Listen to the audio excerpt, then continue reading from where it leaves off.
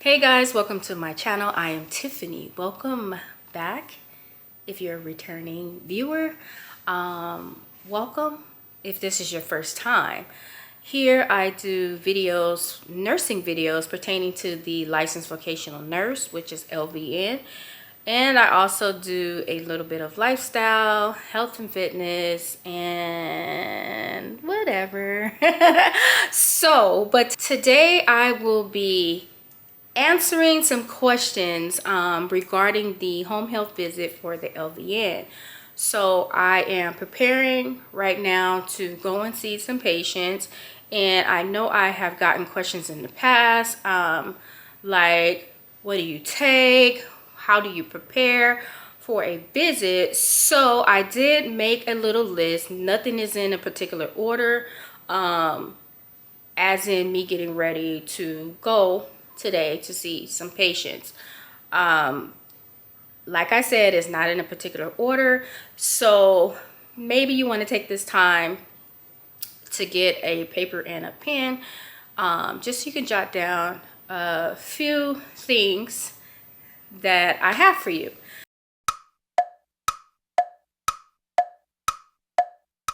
So we're gonna jump right into this video because we don't have a lot of time.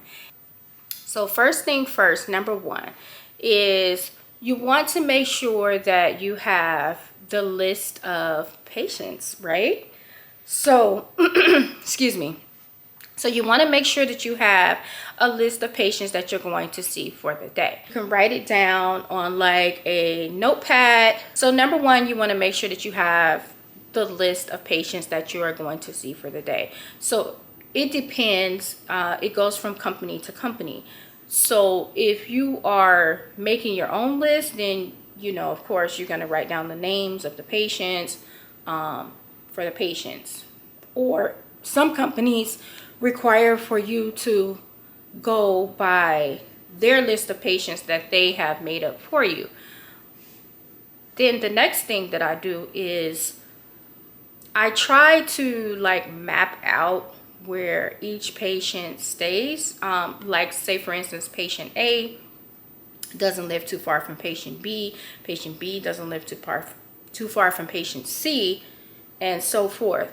So instead of like driving from patient A all the way to patient F, which is like 30 miles away, you should try to map it out from patient A to patient B, which is about a few miles away, maybe like 1 or 2 miles, just so you can try to have good time management.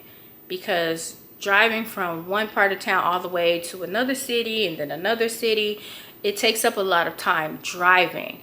And this is another question that I have gotten in the past. How can I see X amount of patients in X amount of time?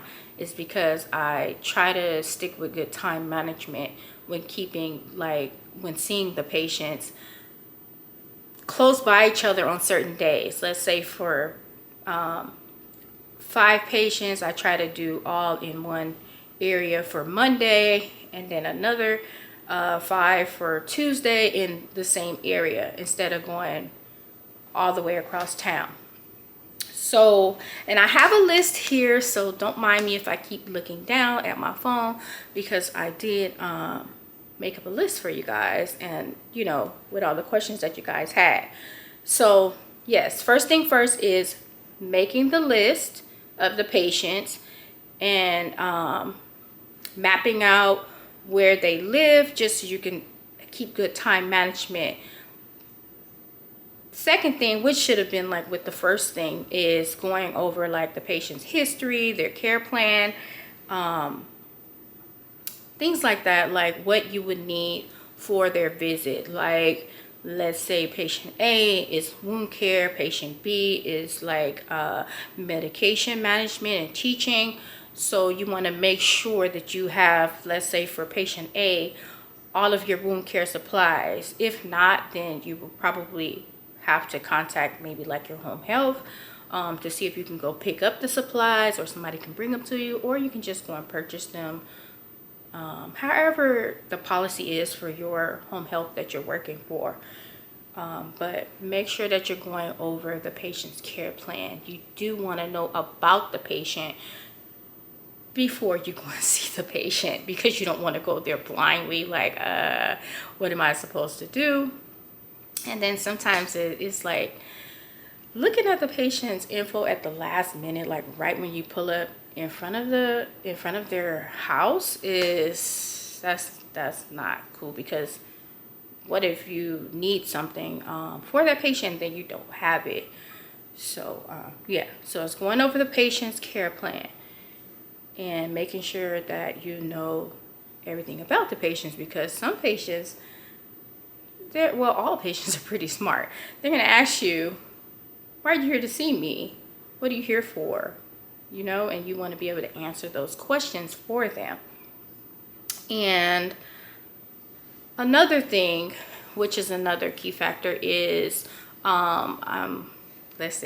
is making sure you have all the right equipment, like your stethoscope, your thermometer, your blood pressure cuff, your pulse oximeter, your glucose reader, and on down the line. You just want to make sure that you have all of your correct equipment, and then making sure that you have all of your wound care supplies for the different type of wound care that if you will be providing wound care to the patient.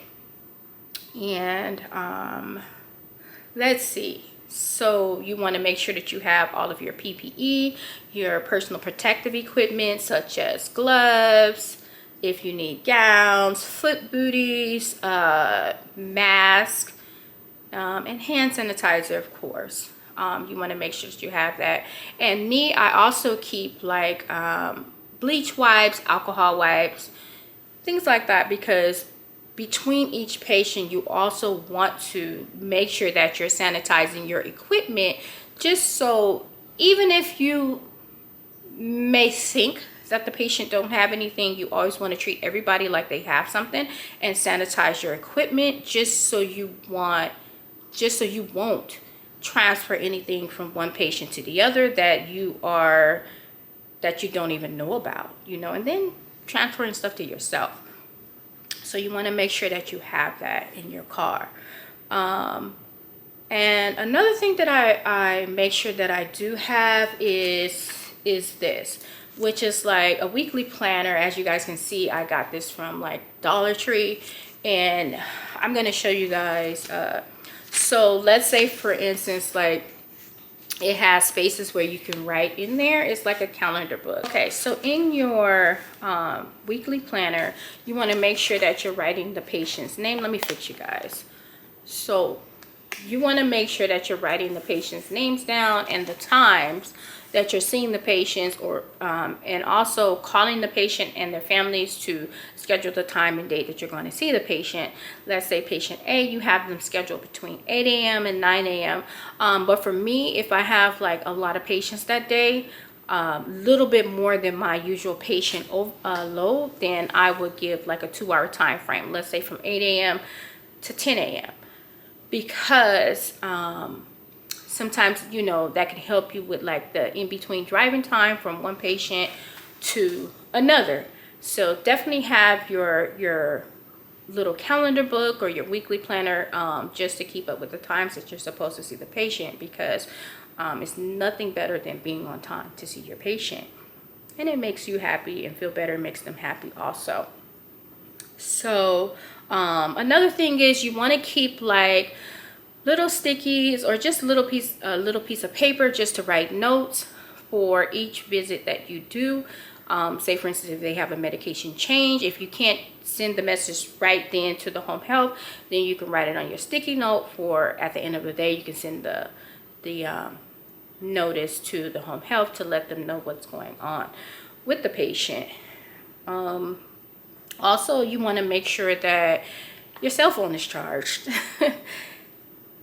Definitely make sure your cell phone is charged. For me, I charge my phones overnight. And another thing too, guys, I just want to specify is sometimes I know it could get a little bit overwhelming with patient care and things like that, but maybe consider getting a second phone. I definitely got 2 phones, personal and business patient phone. So at a certain time, turn it off because your business hours are over, unless you're just on call 24 hours a day. Because if not, that will definitely run you crazy. Okay, so you want to make sure that you have your route sheets for the home health that you're working for, whether it's paper or electronic. Make sure that your devices are charged, just so you know, just so you can be prepared. Also, you want to make sure you're wearing comfortable clothing, just in case you have to do wound care with the bending and stretching, things like that. You want to, number one is make sure that you have proper identification, because the last thing that you want is to walk into somebody's home and you haven't, you've identified yourself verbally, but you want to make sure that you have on your identification that you're the nurse working for XYZ Home Health and so forth. You want to make sure that you have gas in your vehicle, or make sure that your vehicle is charged. If you're doing electric vehicle, you want to make sure also that you have a car, some type of car charger for your phone. Yeah.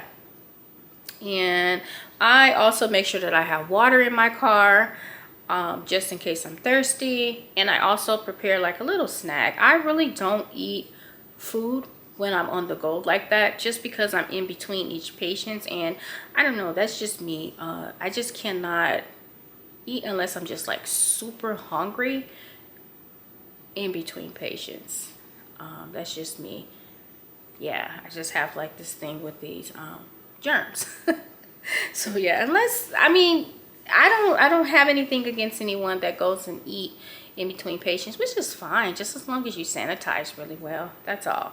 Also, you want to make sure that you have all of your ways to communicate with the home health, such as their phone numbers, emails, texting. Make sure that you have all that stuff. And yeah, and then also your proper paperwork in case you're doing like teaching for the patient, just to show like what you're teaching them on, things like that. I like to print out stuff ahead of time, like for if it's for blood pressures, then I print out stuff regarding blood pressure, or how to manage the medication. If they just got a new medication, then I will print out something regarding the new medication just to teach them about, and also leave it at the home. Looking at my list, I think that I covered the majority of the things. If I missed something, then let me know, because yeah. Yeah, I tried to cover most of the things that I do to prepare, which I'm sure that it's a lot more things, but I'm just going by the list that I made. But if you guys have other things that you use to prepare for your home business, then hey, leave your comments down below. Let me know and we can collab. So I have to get out of here and go see my patients. So thank you again for tuning into my channel once again, and I will see you soon on another video in the future. Bye.